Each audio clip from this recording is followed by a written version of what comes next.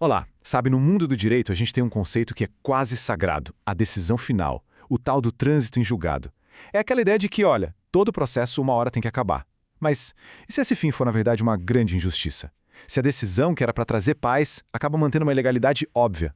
Pois é exatamente nesse ponto, nessa tensão, que a gente encontra uma das ferramentas mais interessantes e complexas do direito processual. A resposta, surpreendentemente, é sim. Mas calma, não é de qualquer jeito.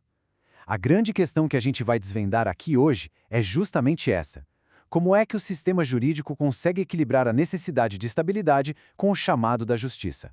A resposta para isso está num instrumento muito poderoso e excepcional, a ação rescisória. Para a gente montar esse quebra-cabeça, nosso roteiro vai ser o seguinte, olha só. Primeiro, a gente precisa entender o pilar de tudo, a coisa julgada. Depois, vamos analisar a exceção, a cirúrgica ação rescisória. Aí, a gente mergulha de cabeça no debate com duas decisões super importantes, uma do STJ e outra do STF, que, à primeira vista, parecem se contradizer. E no final, a gente vai juntar todas as peças e entender como esse tema está hoje. Então, vamos lá. Tudo começa por aqui.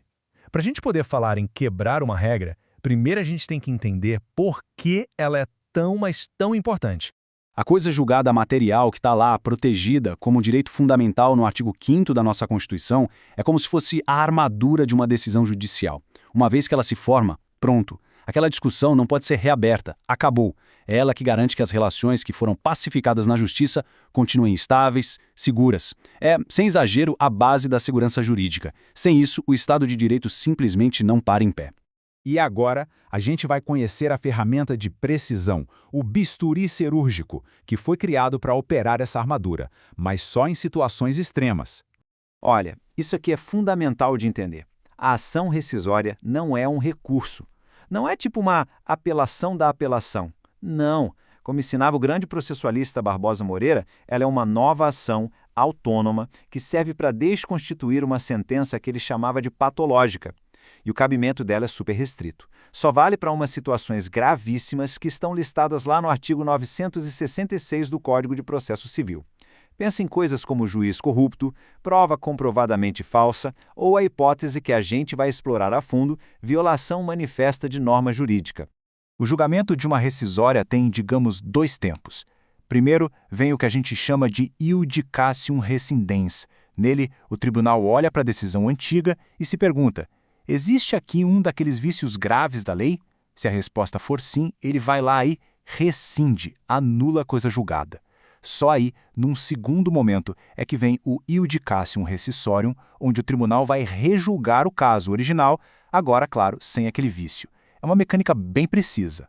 Bom, e para ter um equilíbrio, para a segurança jurídica não virar uma bagunça, essa ferramenta tão poderosa tem um prazo de validade. E é um prazo curto e fatal, 2 anos. É o que diz o artigo 975 do CPC. E atenção, é um prazo decadencial. O que isso quer dizer na prática? Que ele não para, não suspende, não interrompe por nada. Deu os 2 anos, já era, acabou a chance. A súmula 401 do STJ ainda vem para esclarecer. Esse prazo só começa a contar do trânsito em julgado da última decisão do processo, quando não cabe mais recurso nenhum mesmo. Certo, agora a coisa começa a ficar mais complexa. A gente vai entrar no coração do debate atual. Vamos pensar naquele vício de violação de norma jurídica. O que acontece quando a interpretação dessa norma muda com o passar do tempo? O ponto de partida é esse aqui, a famosa súmula 343 do Supremo. Ela funciona como um escudo. A lógica é a seguinte: se lá na época em que o juiz decidiu, a interpretação da lei era toda dividida, controversa nos tribunais, não dá para dizer que ele violou a lei. Faz sentido, né? Se a rescisória pudesse ser usada só para atualizar o entendimento dos juízes, a gente teria um caos, uma instabilidade sem fim, com casos de décadas atrás sendo reabertos toda hora. Isso acabaria com a segurança jurídica. E aí chegamos no nó da questão. O nó que o STJ precisou desatar no tema 1299. Para a gente saber se aplica a súmula 343, qual é a foto que a gente tem que olhar? A do dia em que a sentença foi dada ou a do dia em que o processo acabou de vez com o trânsito em julgado? Essa diferença de tempo pode ser de muitos anos e muda completamente o resultado. Vamos criar um exemplo para ficar bem claro. Imagina que em janeiro de 2022, um juiz dá uma sentença seguindo a interpretação A, que era a mais comum na época. Beleza, processo segue com recursos. Aí, em junho de 2023, o STJ julga um caso e pacifica o entendimento dizendo a interpretação correta é a B, ok? Finalmente, lá em agosto de 2024, aquele primeiro processo transita em julgado. A pergunta é, aquela decisão original baseada na interpretação A pode ser rescindida? E a resposta do STJ no tema 1299 foi categórica. O marco temporal que vale é a data em que a decisão foi proferida. No nosso exemplo, o que importa é o cenário de janeiro de 2022. E como naquela época a interpretação era sim controversa, a súmula 343 se aplica e, portanto, não cabe ação rescisória. Com essa decisão, o STJ fortaleceu a segurança jurídica. A mensagem foi clara. O ato do juiz tem que ser analisado com base nas regras e entendimentos da sua época, e não com base numa visão retroativa. Muito bem, agora vamos para o outro lado da moeda.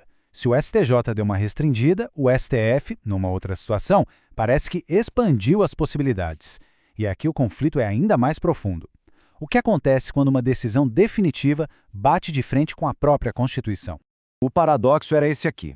A Lei dos Juizados Especiais, que foi criada para ser mais rápida e simples, simplesmente proíbe a ação rescisória no seu artigo 59. Mas, imagina só, e se uma decisão de um juizado, que já virou definitiva, contraria abertamente uma decisão do STF sobre a Constituição? A gente teria uma coisa julgada inconstitucional, totalmente blindada, impossível de ser revista? Na ADPF 615, o Supremo bateu o martelo. Nenhuma lei comum pode criar um escudo para proteger uma decisão da força da Constituição. Isso tem tudo a ver com o princípio da máxima efetividade das normas constitucionais. Elas não podem ser ignoradas por uma lei inferior.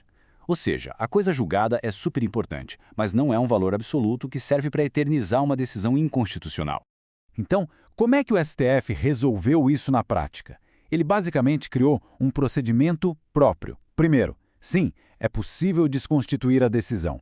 Segundo, para não complicar a vida nos juizados, não precisa da formalidade de uma ação rescisória, basta uma simples petição. Agora, o ponto mais explosivo é o prazo. Os 2 anos não contam da decisão original do juizado. Eles contam a partir do trânsito em julgado da decisão do STF que firmou o entendimento. Olha, isso muda tudo. Relativiza a coisa julgada de uma forma muito mais forte. Certo? Olhando assim de primeira, parece que o STJ restringe a rescisória e o STF expande, né? Parece uma contradição. Mas quando a gente analisa com mais calma, a gente vê que, na verdade, as decisões se harmonizam.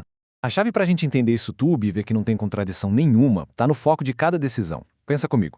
O STJ, lá no tema 1299, estava discutindo o quê? Controvérsia sobre lei federal, lei comum e infraconstitucional. Nesse universo, o valor mais importante é a segurança jurídica, a estabilidade, certo? Agora, o STF, na ADPF 615, o buraco era bem mais embaixo. A gente está falando de violação direta da Constituição. Aí o valor que manda é outro, é absoluto. É a supremacia da nossa Constituição. Portanto, as decisões são coerentes, cada uma na sua esfera. Uma coisa é ter uma divergência sobre qual a melhor interpretação de uma lei.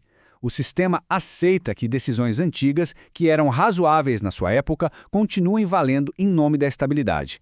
Outra coisa completamente diferente é uma decisão que atropela a lei maior do país. Essa é uma doença que o sistema jurídico não pode tolerar de jeito nenhum, senão todo o resto desmorona. A reflexão final que fica é essa. A gente não está vendo um enfraquecimento da coisa julgada. O que a gente está vendo é o seu correto lugar dentro de um sistema de valores. Ela é um pilar? Com certeza, mas não é o único. E acima dela, como teto de todo o sistema, está a Constituição.